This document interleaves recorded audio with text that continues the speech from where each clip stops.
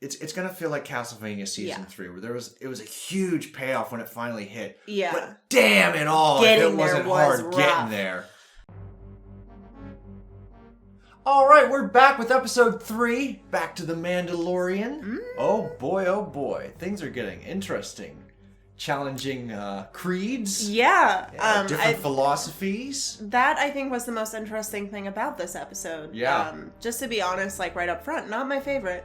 No, not my favorite episode. I'm sensing a steady decline now. And this was definitely the forest planet from season 1. Yeah, where he, that was, weird love relationship. Yeah, and I was just like, I don't really buy this. Yeah, and just like you had mentioned earlier, could be a direction. Yeah, it's the same director. The same director. So I'm wondering if that has just the direction of the episode is what's not working for us. But all right. But before we get into it, be sure to like and subscribe and become part of our Pupper Pack. Because here we go. We start off. They crash land. Well, they try to safely land, but it's like pilot wings, where it's just like, we're losing altitude. We have to stay on target. I know. And he asks the frog woman for help. He's just like, I need your help. I need your hands. And she's like looking at the babies, looking at the child, looking at Mando like, I don't know. I don't know if I should help you. She eventually does help, but she keeps one hand on her babies. Yeah. And they land very safely, only to plop into the ocean. Yeah, they and then they get carried out. Yeah. Craned out. We do get to see the husband. He looks just like her, only in blue. Yep. And that was cute. That was a nice moment. Like a sweet moment of them running, waddling, frogging to each other. And him looking at the babies, but all I could think of when he was looking at them is he's counting them. Yeah. He's counting them, where's the rest of them? He's like, honey, you said there were 20 on the phone. They didn't make it, Pops. I counted 9. What happened? And they just both slow look at the child that happened. But in this episode, Mando essentially is looking for the other Mandalorian, and he goes into this little bar area where he tries to feed the child because it's hungry, and he gives it chowder. Yeah. And the child is looking at this bowl of chowder, and all of a sudden this little squid just jumps out and sticks to it pulls a face hugger. Xenomorphs. Mando casually stabs it in the side. Again, unintentional. I think that the unintentionally funny things are now intentional. Yeah, I think so too. It's just so casual, where just to save the child. This was a very ocean theme. Yes. They're on the ocean. There's a fishing boat. They're in a smuggling port. A smuggling port. Yep. Mm-hmm. There's fish people that look like Admiral Akbar. I don't remember the name of the guys. There's Davy Jones looking guys. Yeah, I don't remember the name of those guys. People. But it was a different environment for Star Wars. It was nice to see an ocean. Aesthetically. We don't really get to see a lot of water planets. No, only or thing that water comes to areas. Mind is there's always a bigger fish. Yeah, there's always a bigger fish. Always a bigger fish. But with this, essentially, Mando meets some of the squid people again. I don't know what they're called.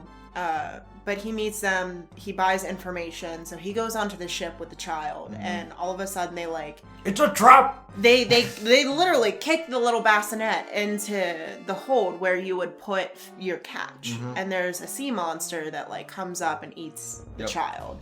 So, and Mando immediately jumps in after the kid, and they cage him, and they're talking about his armor, and they're like, the Vespar, and they're stabbing him, trying to kill him so that they can get his armor. And that's when 3 other Mandalorian descend, and we're like, oh, finally! He finally gets to meet the other Mandalorians. And once all the squid people are dead, they save the child, they save Mando, they all take their helmets off. Yeah. And Mando gets triggered. Yeah. He is triggered. And he, immediately he's like, you're not Mandalorian. Where did you get the armor? You're not who you say you are. And these 3 people look very confused. They start out very genuine of what are you talking about? I'm 3rd generation. This is my bloodline. Yeah. The one woman is actually the heiress that was overthrown by the Empire. So now she's trying to redeem her throne. Yeah. And this is the part of the episode that I thought was interesting, was this discussion between them, because to me it felt very religious in a way. Yeah, I could definitely tell, because she uses the word zealot. Yeah, where essentially they are Mandalorian. She's trying to explain to him we are Mandalorian, this is the way, and he's like, no, you took your helmet off, this is not the way. And that's immediately when the guy is like, oh, he's one of them. Right. So, and you get this idea that it's almost like the three of them are reformed Mandalorian, where they still follow the creed, but it's like, this part of the creed, not so important. So it's like they are Mandalore, but they can take their helmets off. They can show their faces. It only raised one question. Is Boba considered a Mandalorian again?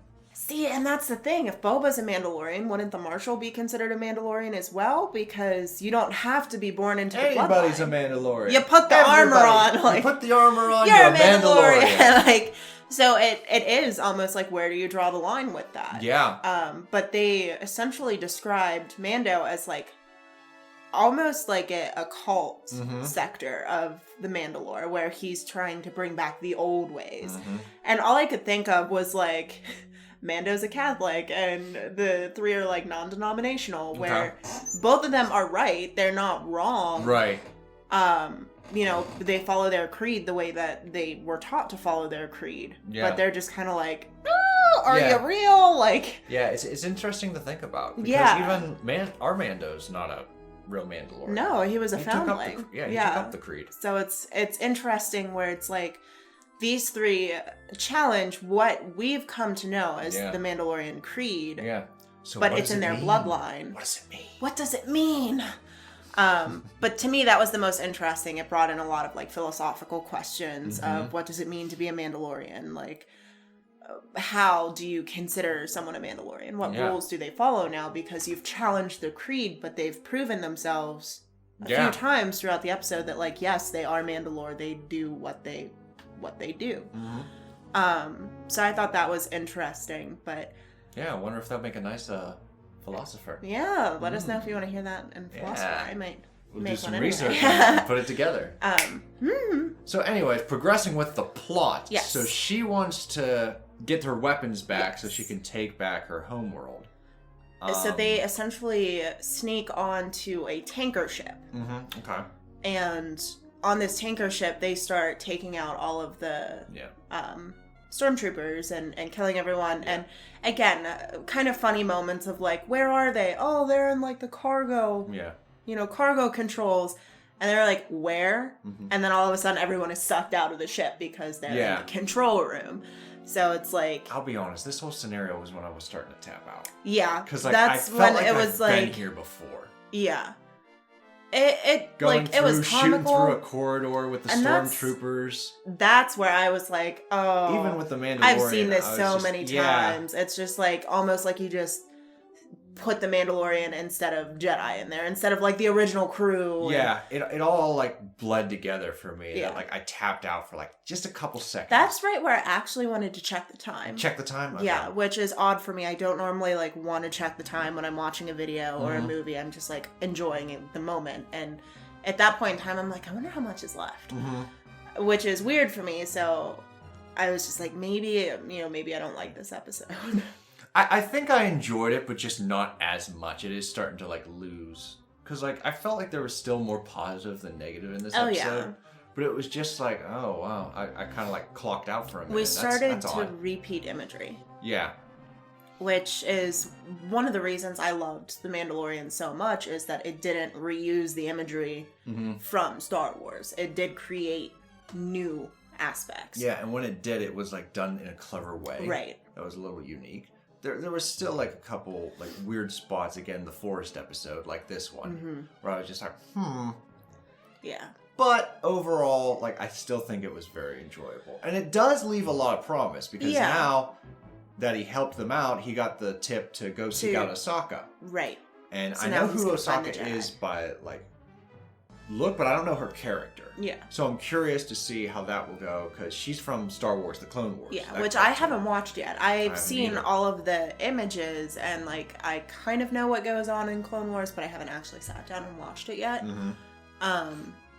Which I need to do. Oh yeah, there's a lot. List. Yeah, there's a lot of references from the Clone Wars. Another nice little tidbit was when she was taking over the ship. The last thing she asked was just like, "Is it true? Does he have the Darksaber? Does Moff Gideon have the Darksaber?" Which was the weapon we saw at the end of season 1.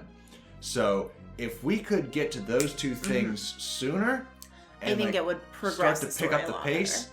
Yeah, this is where like just going on these little like side quests is starting to be like, because you're given these little eggs of things that are like more interesting, and you don't have to like pay it off right away, but you need to like go in that direction a bit we need more. to get something. Yeah. Because it's all going to hit at once in episode 8, and I don't think that's going to be as enjoyable. It's not, the payoff isn't going to be as like... It's going to feel like Castlevania Season 3, where it was a huge payoff when it finally hit. Yeah. But damn it all, it wasn't hard getting there. But yeah, I think that it was nice because he was also on the hologram, and he was like, oh, are these the same pirates from the other ships? Yeah. So clearly these Mandalorian have been looking for a while. Mm-hmm. And as soon as he's like, I think so, the hologram, which then turns and we get to see who it is. Yeah, Moff Gideon's just like... He's like, okay, you know what you have to do. And all of a sudden, like, the captain is now shooting the pilots. He's killing everyone. And he starts taking the ship down. Yeah. He's kamikazing this.